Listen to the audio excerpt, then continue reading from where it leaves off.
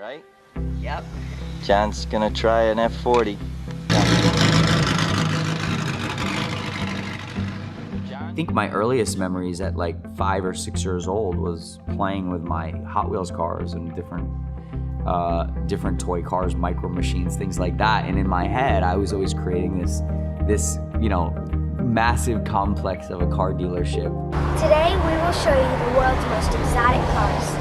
One day when an Italian reporter came to see the car, he said "Countach," which in Italian meant holy cow. That's how this exotic got the name Countach. Every time I would get behind the wheel or see or touch or smell like a sensory experience of a vintage car, it brought me back into time to some of my most memorable moments as a kid. My dad shaped the way I look at cars and the way we treat our clients, the way we treat our cars. I was born in Barcelona, Spain, and due to my dad's job, I travel a lot. Within Spain, I lived in Andorra as well, a little country between Spain and France.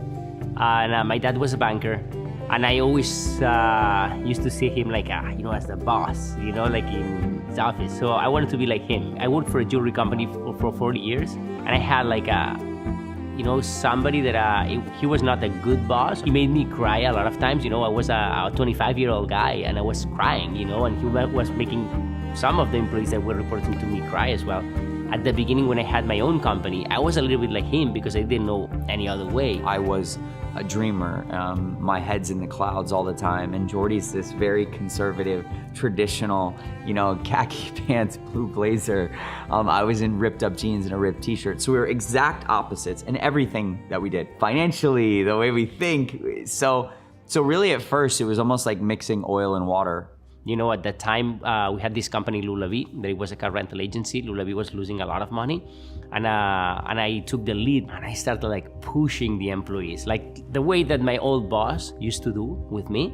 But the employees were not happy. I was not happy. Nobody was happy. And John used to tell me like, bro, you're too tough on people. Like, don't do this. Listen, I will tell you, I was one of the founders of the company, and I was even scared of Jordy or intimidated by Jordy. I didn't know another way to do things. I was doing that because I thought that this is the way that you were supposed to do a business. But then I met Alan. He taught me a different way to do business, and he taught me that you can actually make money and be a good businessman by making good and treating people well. It was Art Basel 2014. I just can't always clock the pace, been falling off for days. Can't wait to take my chances and tornado from Kansas to coast. I was down in Miami. Gordon had said that he knew this really cool operation called Lullaby, and these really cool guys that were having a huge event at their showroom that I might be interested in going to. We had more than 1,000 people in our showroom that night. It was Lullaby, our company Lullaby, and Pininfarina, like a big brand, presenting Mr. Brainwash. And he threw paint like all over the place. This guy Alan walks in, we didn't know him, and he walks in screaming like, "What is this? This is sick!" And I was like, who's this guy?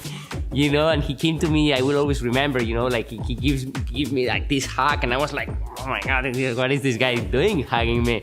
I had never seen in my life somebody like, that didn't know you, but he was like that. Then he gave me his business card. It was a parking ticket. I'm like, what is this? And it was just like, it was unreal, it was shocking. I started really enjoying them, liking them, eventually falling in love with them, and started to mentor them. So their business, which was once pretty successful, was now having financial trouble, and they started living month to month.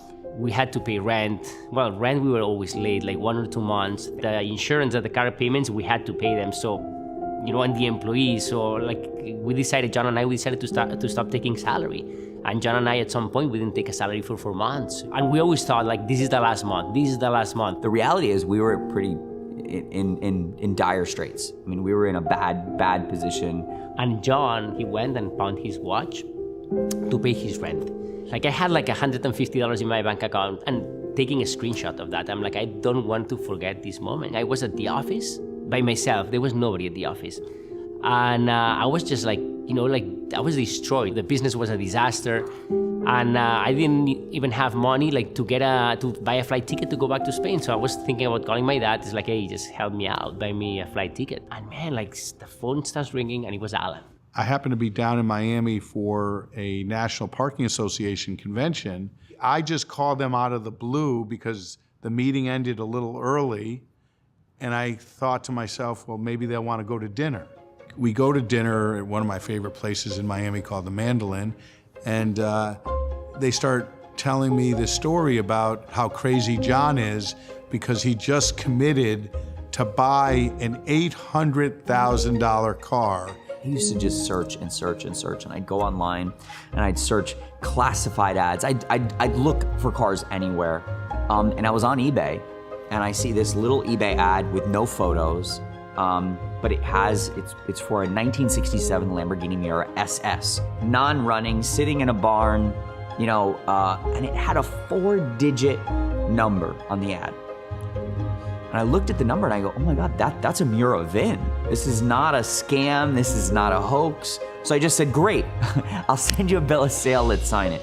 So we're sitting at Mandolin and Jordy's saying, this guy's, he's crazy, he's out of his mind. He signed this bill of sale for this Lamborghini Miura. I remember like being even like red, like my face, I'm like hiding, like he's crazy. So Alan's like, what do you mean that we were gonna be rich? And he told him like, we're gonna buy this car for 800, we're gonna sell it for 1.1. And I told Alan, this is not gonna happen. Like, we need to put $50,000 deposit. We don't have $1, and we need to raise $750 in a week, and I cannot do that. I said to John, what are you thinking? And he said, I know I could sell this car, Alan, for at least $1 million or $1.1 million, in a very short period of time. It's a great car. It's a great deal. I love that. I love the entrepreneurial spirit. I love people that jump in the water and try to figure it out and, dive into things, as you know. So unbeknownst to them, I went to my backpack that was right next to, back of me. Alan starts laughing, and I'll never forget, he goes down, he grabs this black backpack, and he opens it up, and he actually pulls out a checkbook. And I'll never forget, I'm thinking, like, what is he doing? Like, what is, like, and he starts writing, he's laughing. Pull out my checkbook and start writing a check for 50 grand. So he gives me this check and he tells me, tomorrow you're gonna put the deposit, John is gonna buy the car, and John is gonna sell it for $1.1 million. I'm like, Alan, no, like this is an unrefundable deposit. You are going to lose your money. And no, he looked at me and John is like, I believe in you guys. There's a moment in time in business where you need mentors that believe in you sometimes more than you believe in yourself. But Jordy said, Alan, I don't know if I could do this because it's such a risk for you. You could lose the entire 50 grand. And I said, Jordy, did you look at the check? He looked at, he told me, like, did you read the check? And I'm, yeah, 50,000. And he's like, no, read it better. And in the memo, it said, pay it forward. So I was looking at that and I'm like, what do you mean by that? It's like, I didn't know the concept, like my English was not as good as now. So he's like, guys, I don't want you to pay me back. If you have the opportunity to help somebody, you do it. And I know that when you have success, you'll do the same thing for others. They took the money, they put the deposit down. Jordy did raise the extra $750,000 in the next 2 or 3 weeks. They bought the car, and 60 days later, John Tamarian sold that car for $1,240,000. That was the start of Curated.